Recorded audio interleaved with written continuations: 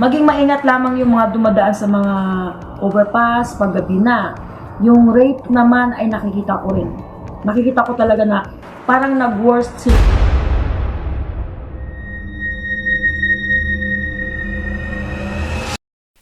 Hello po mga ka-PTV, sa video na ito ay tatalakayin natin ang masasamang pangitain na ikakagulat ng mga residente dito ayon sa mga visions ni Madam Rudy Balbin. Pero kung ikaw ay hindi pa nakasubscribe sa aking channel, baka naman.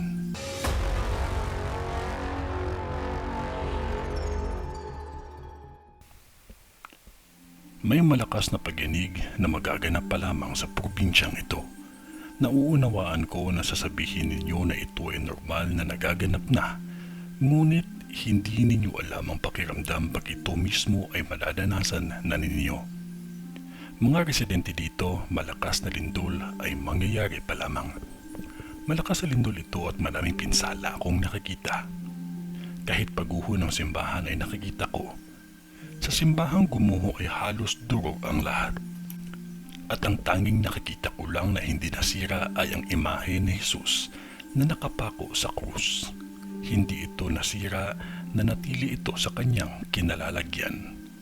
Alam ko madami na sa atin ang hindi naniniwala na may Diyos, kaya karamihan at ilan sa atin ay walang direksyon ang kanilang buhay at pag-iisip.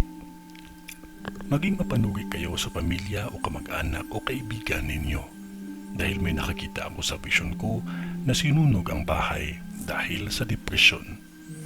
Kinitil niya ang buhay niya sa pamamagitan ng pagsunog ng kanyang bahay. Importante ang mapagmatyag at may pakialam sa mga taong may pinagdadaanan sa buhay. At sa taong ito, maging handa sa lindol na malakas at isa pang bagyo. Dalawang pagkitil ng mga buhay ang mangyayari pa lamang sa lugar na ito. Sa taong ito din, 3 sunog ang nakikita ko na magaganap pa lamang sa inyo. Ang isang sunog ay sa simbahan at chapel mismo. Ang isang sunog ay sa isang pamilihan ng mga pagkaing niluluto. At ang isang sunog ay hindi kalayuan sa isang tulay. Ang enerhiya ng aksidente sa karagatan ay mangyayari pa lamang na 4 na beses. Suriin ang mga makina at huwag makalimot ang manalangin lamang palagi.